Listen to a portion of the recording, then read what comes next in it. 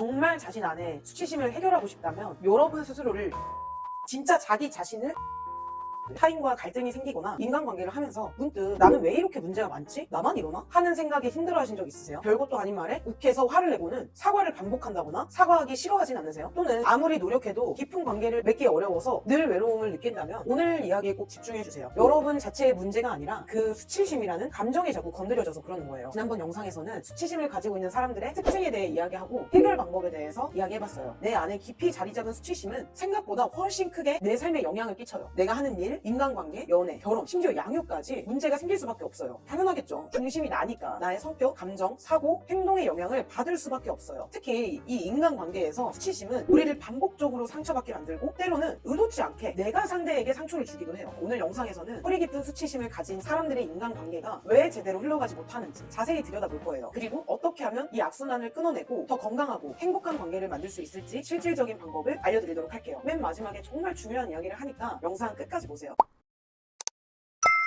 우리의 수치심은 대부분 관계 안에서 만들어져요. 나의 진짜 모습을 숨기고 다른 사람들이 좋아할 만한 가짜 모습을 만들어내거나 반대로 내 모습을 조금도 드러내지 못하게 만들어요. 그래서 이런 분들은 새로운 사람과의 만남부터가 쉽지 않아요. 친해지고 싶고 좋은 관계를 만들 기회가 와도 피해버리고 벽을 쳐버려요. 자신의 진심과는 완전히 반대로 행동을 해버리는 거죠. 이와는 정반대로 사람들이 좋아할 모습만 골라서 하거나 완벽해 보이고 미움받기 싫어서 잘해주려고 애를 쓰기도 해요. 이런 모습은 자신의 진심보다 더 과장한 것이기 때문에 당연히 자연스럽지 못하고 오히려 불안해 보이기도 해요. 관계는 맺기만 하는 건 아니죠. 어찌저찌해서 연애도 하고 타인과 관계도 어느 정도 이어지면 내 안에 있는 이 수치심 때문에 여러 가지 비합리적인 생각과 행동 패턴이 나타나요. 대표적인 4가지를 설명해드리고 어떻게 해결할 건지에 대해서 이야기를 해볼게요. 첫 번째는 메타병이에요. 타인이 기분이 안 좋아 보이거나 갈등 상황이 생기고 문제가 생기면 내가 뭔가 실수했나? 이거 다 나 때문이야. 내가 이러지 않았다면 이런 일이 일어나지 않았을 텐데 하고 불안해하고 혼자 자책하죠. 이건 사실 상황을 스스로 어떻게든 해결해 보려고 하는 마음이에요. 되게 좋은 마음이죠. 근데 그 해결하는 방식이 나를 탓하는 방식으로 흘러가서 문제가 더 악화가 돼요. 사실 나만 탓한다고 문제가 해결되는 건 아니거든요. 오히려 상대의 눈치만 더 보지 문제가 해결되는 건 아니에요. 그래서 이런 마음이 들면 다음과 같은 순서로 스스로 질문을 던져봐야 돼요. 첫 번째, 정말로 나랑 연관이 있나? 느낌적인 느낌, 직감적으로 왠지 그럴 것 같아. 이런 건 다 배제해야 돼요. 그리고 나랑 연관이 없다면 내 탓 아니구나 라고 생각을 하세요. 두 번째, 나랑 연관이 있다면 내가 진짜 잘못한 것이 무엇인가 라고 생각을 해야 돼요. 세 번째는 그 일을 어떻게 해결할 수 있나, 어떻게 관계를 더 나아지게 만들 것인가, 해결 중심으로 생각을 돌리세요. 내 탓을 하는 것까지 오케이, 좋아요. 근데 자기 안으로 계속 말리는 게 문제예요. 내 안에 수치심을 더욱더 키우는 패턴으로 가시면 안 돼요. 두 번째는 과도한 일반화. 한 번의 안 좋은 경험을 전체로 확대해서 생각해요. 예를 들어 한 번 거절당하거나 실수하면 나는 늘 이래, 나는 영원히 사랑받을 수 없어, 난 절대로 내가 원하는 걸 할 수 없어, 완전히 망했어, 이렇게 극단적인 결론을 내리고 그걸 믿어버려요. 아닌 것 같죠? 진짜 그래요. 그리고 상대방이 나한테 말하는 것 또한 그렇게 느껴요. 상대방은 그 부분을 말한 건데 그 부분을 부분으로 받아들이지 못하고 전체로 확대해서 그래서 내 존재가 그냥 가치가 없구나 라고 생각을 해버려요. 부분은 부분으로 보세요. 그리고 절대로, 다시는, 영원히, 항상 이런 단어보다는 부분을 나타내는 단어 있죠. 종종, 가끔은, 한 번씩, 때때로, 조금, 이런 단어를 쓰세요. 이 단어를 바꾸는 것만으로 받아들이는 게 달라지거든요. 나는 맨날 실수를 해 보다는 나는 한 번씩 실수를 해가 내가 받아들이기가 훨씬 덜 고통스럽다는 거죠. 세 번째는 과민 반응입니다. 자신의 약점이나 부족함을 감추려고 내가 항상 맞아, 나는 잘났다 라는 걸 보여주려고 애를 써요. 그러다가 타인과 있으면서 자신의 수치심이 딱 건드려지잖아요. 그러면 타인에게 공격적으로 대하고 갑자기 분노가 치밀어 오르기도 해요. 사실 그 사람이 너무 미워서 화를 낸다기보다는 내가 이 감정을 느끼기 싫으니까 확 화를 내서 해소를 하려고 하는 거예요. 자기 자신을 보호하려고 하는 일인 거죠. 아무리 타인이 이해를 시켜주고 설명을 해줘도 자신의 생각이 틀렸다는 걸 인정하기 힘들어하고 미안하다는 말을 하는 걸 진다고 생각을 해요. 이때 이 사람은 딱 방어벽을 세우고 상대를 적으로 인식을 하는 거예요. 그래서 갈등을 해결하지 못하고 오히려 이상한 사람 취급당하는 일들이 생겨요. 자, 이런 거는 글을 써봐야 돼요. 순식간에 감정적인 상태로 되어버리니까 알아차리기가 좀 힘들거든요. 자기가 자기를 좀 돌아봐서 오늘 좀 과민 반응을 한 것 같다, 내가 감정적으로 좀 욱했다, 그때를 한번 좀 적어보는 거예요. 나는 왜 저 사람 말에 욱했지? 어떤 단어가 나를 화나게 했지? 또는 나는 저 사람의 의도를 어떤 의도로 받아들인 걸까? 그리고 이 다음이 중요한데 오늘만 그런 게 아니라 비슷한 상황들이 또 있었을까? 하고 한번 써봐야 돼요. 내가 자꾸 발작되는 버튼을 찾아야 되는 거죠. 사람마다 긁히는 포인트가 있고 발작 버튼들이 다 있어요. 누구는 학력에 발작 버튼을 눌리기도 하고